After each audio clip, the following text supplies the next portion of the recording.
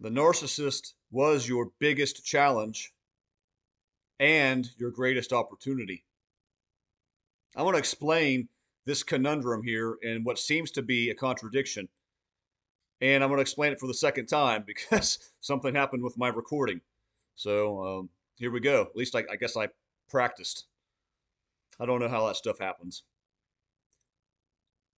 The person who was supposed to be your biggest advocate, the person who was supposed to make your life better, easier, was the person who came to wreck and destroy your life. I will never sit up here and use this platform or any platform to make myself out to be some martyr who's just been through the worst of the worst and I have it harder than everybody else, and that's ridiculous. I've had I've had it harder than some people. I've had it probably easier than a lot of people. It just depends. What I can tell you is for sure, I have been through hard times. I have been through a divorce I never expected, never wanted, that turned my life upside down. I have been through a terrible illness that transpired after that because the toll that the divorce and everything took on me. Then I got hit with a physical illness that lasted better part of a year, in which I did think I wasn't going to be here anymore. I did think that. And then after I got my strength back from that, guess who walked into my life? Ha! The narcissist, as they so often do after you've been through traumatic things and you're just starting to get back on track. Here they come. And then you had to deal with the after effects of the narcissist. And then there's other things that have transpired. Why am I telling you this? Because I know everyone watching this has been through things. Nothing lights a candle to the narcissist. Nothing I've been through, guys, even registers on the radar to what the narcissist did in my life and in yours. They are that bad. They're that devastating. I've known people who have gone through cancer diagnoses and just about didn't make it through that and had to go through months and months or years of recovery and treatment, and they will still tell you the narcissist was worse. There is not a lot on earth that's worse than dealing with one of these people. And the last thing you ever expected was that your biggest tormentor, your biggest challenge was going to come in the form of somebody that you loved. It was supposed to help you. See, the narcissist that you saw, that you probably came to like, is the same person that the rest of the world sees. This is why you can't explain it to people who know both of you oftentimes. Because remember when you met the narcissist, you were probably enamored. You thought you were probably physically attracted to them. You probably thought, wow, we have so much in common. Wow, this is going well. Wow, where was this person? Where has this person been? And for probably at least some period of time, you were pinching yourself over and over. Huh, huh, I can't believe I found this person. They're everything I could have wanted. This relationship is the kind of thing I literally didn't think existed in real life. This is like stuff of movies that I really didn't think was real, but the kind of joy and reciprocity, and I just can't believe I found this. The search is over. I didn't know a relationship could be this good. You know why? Because it can't. Unless you are really, really, really lucky and meet just the right person, someone just like you, and you somehow link up, but even then, it's not going to be quite the same because you're riding this existential high because the nature of the way they treat you. These narcissists, these creatures of the darkness. And you fell in love with a person that you saw in the world, that everyone else sees. And if you think the narcissist doesn't have a lot of control over what they do, because I hear this a lot, it's just a personality disorder, man. Bro, it's a personality disorder. If they could help it, they would. Not true. You want to know why? I can say there's one reason of a million, but let me just mention the one reason I know for sure that they intend to do what they do, and they know what they're doing for the most part. They control when, how, why they treat people the way they do. They go to work and they're grinning ear to ear, and everyone there thinks they're wonderful. They go to the grocery store and they're talking to random people, laughing, jokey, and I'm sure that person walked away thinking, what a pleasant soul. Wow, he's really great. She's really great. The person that they're with, man, they're lucky. That's what you thought too, wasn't it? You thought you hit the jackpot. You found a pot of gold under the rainbow. What you found was a walking slice of hell. That's putting it lightly. The reason I know they know what they're doing is because they can control when they do it. They can literally day in, day out, go out into the world and pretend to be the person you saw that you came to like and be everything, and then come back home to you or go visit you at your house, whatever the case is, and then the terror breaks loose. Jekyll has come out to play. Hyde has come out to play. Jekyll is nowhere to be found. Jekyll's left out there on the street. Dr. Jekyll is still at the grocery store or at work. Dr. Jekyll's out there convincing the world how wonderful he is, and you are back home getting tossed around by Mr. Hyde. That's how these people work. It truly is. And so, yeah, they have control over it. Now, that said, they're so corrupt and evil, they get so used to manipulating that it becomes autopilot in a lot of ways. I'm convinced that they start to just triangulate you with people, maybe out in public, just by nature. They're just so used to doing it, they probably don't even think about it. But yes, they still control how they behave, for the most part. You didn't realize, with all the stuff going on in the world, guys, you didn't realize that your main tormentor was going to be the person that you love the most. A relationship is supposed to make your life better. It's supposed to make your life easier, not make you complete, not make you whole. You're not searching for your missing piece.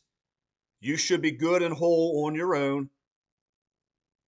But this person should bring value into your life and make your life better and improve your well being. Share the burdens of this world. Work together when people are sick. When you need a car to drive, take mine. We'll get your car fixed. Your parents are sick, we'll help them.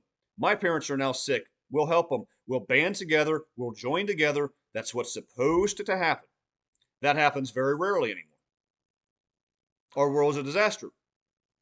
Financially, I have no clue how people are doing it.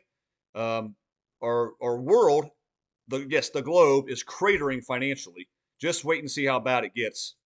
It's Guys, the bottom is going to drop out on this thing very soon. In the next several years, for sure, it has to. It's already way worse than any of us even understand. Life is completely unaffordable. Completely. Go buy a house today. Good luck. Good luck. Um, so you have that. You have an absolute outpouring of narcissistic, toxic people to deal with. You have gender wars like crazy.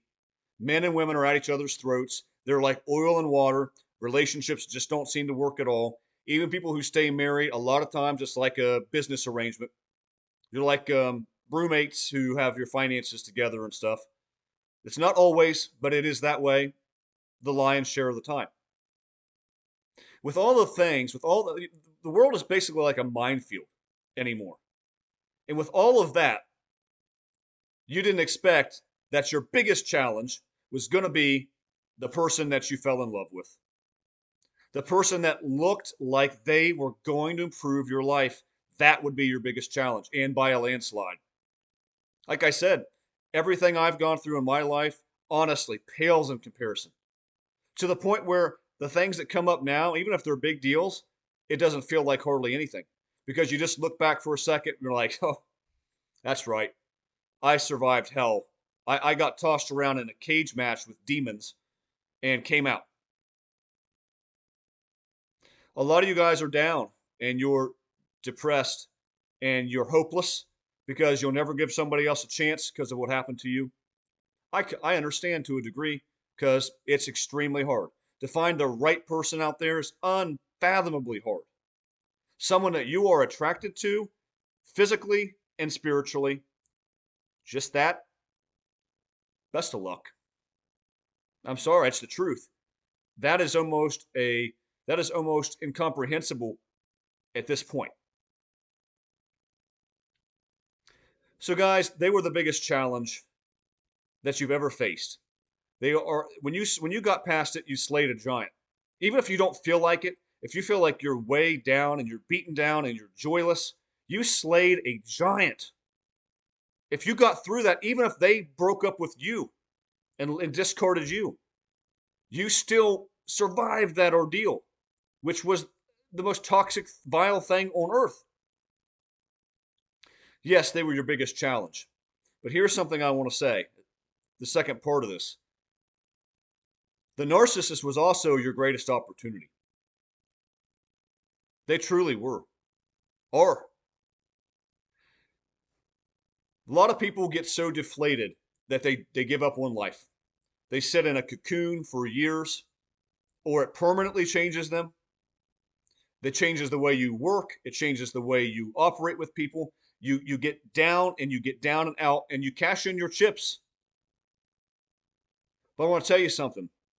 As horrible and as difficult as they were to deal with, if you want to take the better approach, if you want to decide, you know what, I'm going to use my greatest disappointment, my biggest challenge to work my way into the greatest place I've ever been, you can do that. Yes, I'm going to say right now without any doubt, I will never tell you I'm glad, I'm happy that I met the narcissist, but I will tell you this, the expression that Paul gives us, that God works good in all things, has never been, to those who love him, has never been more true than with the narcissist. Because yes, God can take that vile, toxic hell of a roller coaster ride and actually catapult you into a greater place. He can take what Satan meant for evil to destroy you, to literally take you out, which is what the purpose of the narcissist is. And if you go into God full bore and say, no, I'm not going to get defeated. I'm not going to give up on everybody. I'm not going to give up on life. I'm not going to let that happen. God can take you and he can take you to a different level. Absolutely.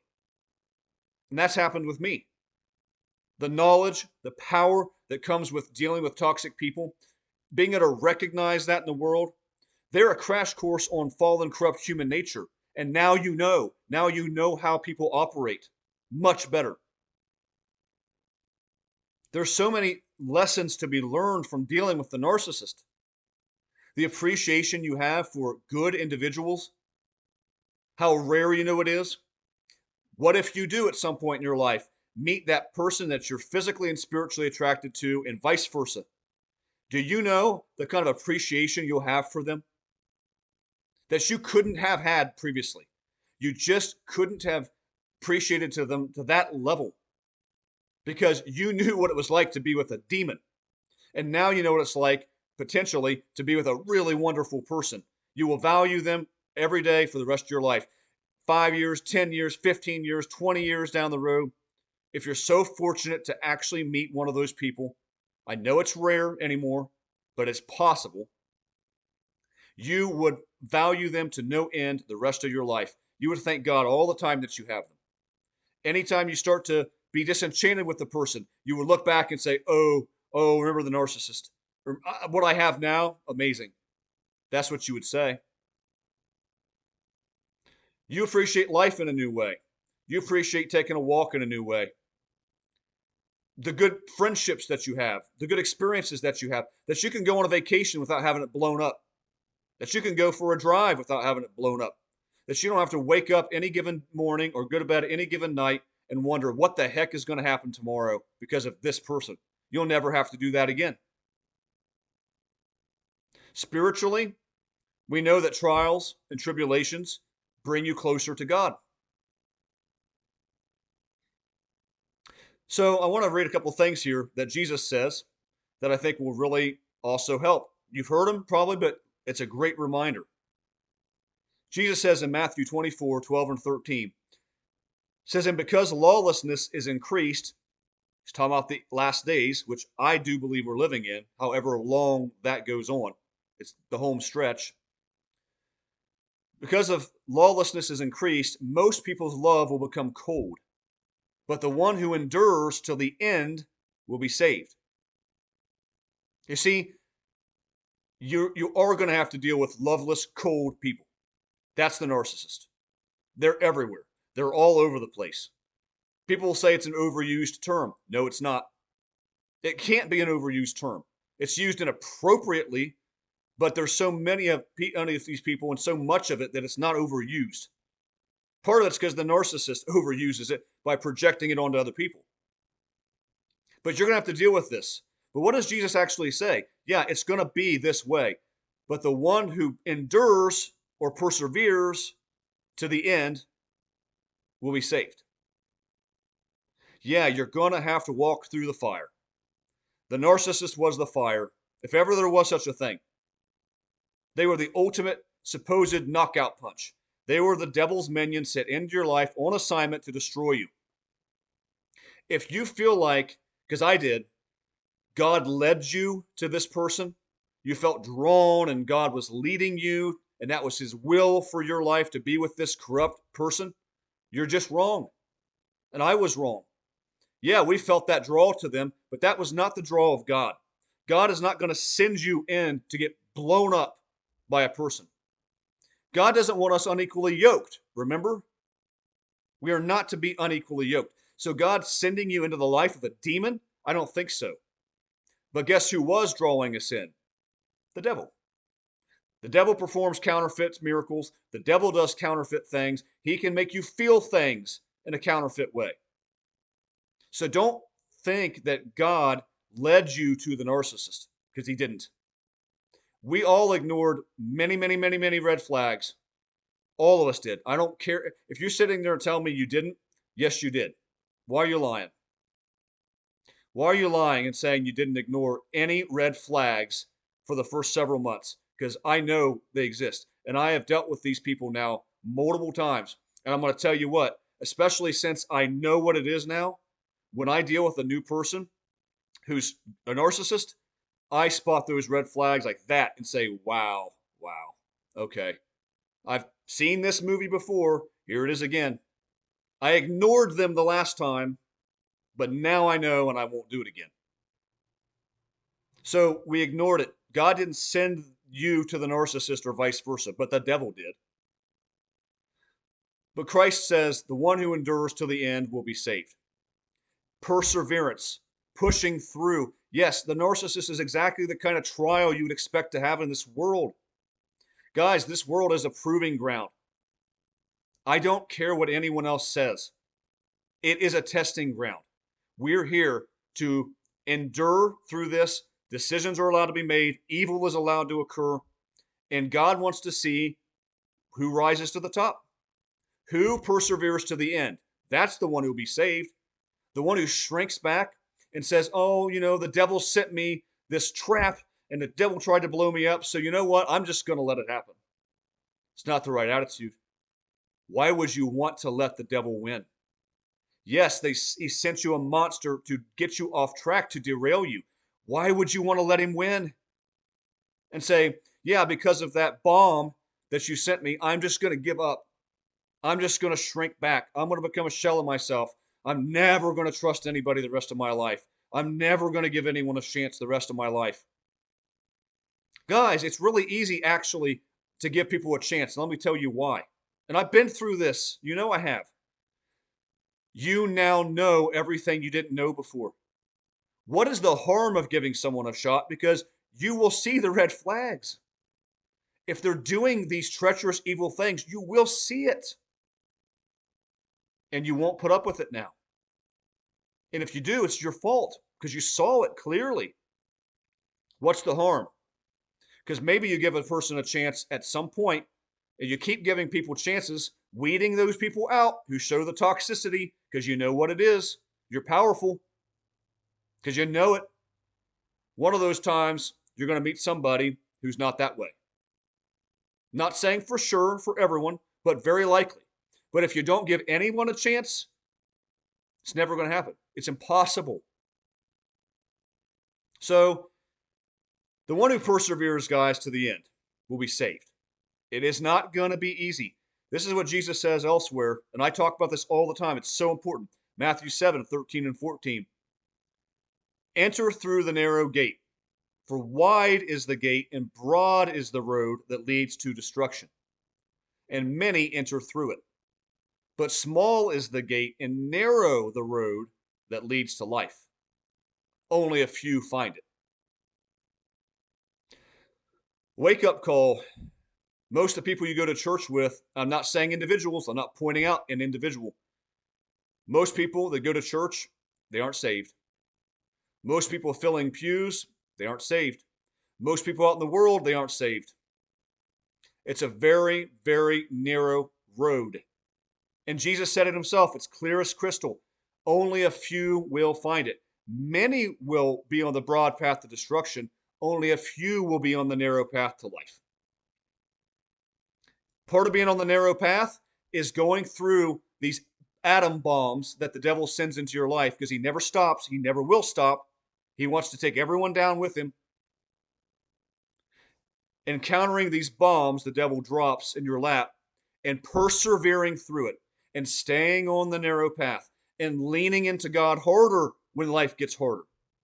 You don't steer away from the truth. You don't steer away from the answer the harder things get. You lean into it. If you do those things, the narcissist actually ends up being your greatest opportunity because it's the greatest opportunity for growth, for spiritual growth, for closeness to God. Your greatest opportunity to now appreciate things in a new way, to appreciate good people in a new way, to see the world with different eyes, to understand human nature far better, to be able to operate in this world at a much higher level. Those things can come from the narcissist. Does that mean we should want to encounter them? No. No, you don't want to. You avoid them. But you understand that even the worst of the worst things, God can bring good into it. And I don't want you to think God's making bad things happen so that he can do greater good. That's not what it's saying. It's saying even in the worst of the worst situations, God can come in and work good in it, even in the narcissistic relationship. I know in my life, I would not be where I am had I not gone through it. I just wouldn't, because God is always working good in all things if you're in him, if you abide in him. So I'm going to implore you not to waste this opportunity that was the narcissist. Learn, grow, become more resilient. Understand how much you can help people. That's another thing. And my channel is just one of many out there. But I know thanks to you guys who reach out to me that it's helping. It's helping people. I know that people have left these relationships. They've told me 15 years of relationships sometime I've heard. I know people are growing. I know you guys are helping other people by spreading the message. Because the narcissist came to blow up one person, think about how many have been helped. Because he came to blow up one person in you, think about how many are being helped. Use the narcissist as an opportunity to grow in your walk with the Lord, to grow in your life, and to help other people out of the mess, out of the nightmare. If you think it was all for naught and it was all evil and you need to shrink back and you need to throw in the towel and give up, you're taking the wrong approach. What good is that going to do you or anyone else? What you have instead is the biggest challenge of your life that can be the greatest opportunity. So guys, I've said a lot here. I don't want to continue to beat a dead horse, so to speak. But please don't allow that opportunity to go to waste. Yes, they were your biggest challenge. Yes, they're a menace to the world. They are dreadful. Some people don't make it out. Guys, they're just as evil and corrupt as I'll get out. But even that can be used powerfully in the most profound ways to improve your life and the lives of others. So make it your mission to do that with what you have. And I promise you, if that's your mentality and you want that and you lean into the Lord, you will get that. And you will look back and say, wow, I think I'm in the greatest place I've ever been. Who can I help? So, guys, I hope that you found this helpful. If you did, drop comments below, and I will come at you with another one very soon. Until then, God bless.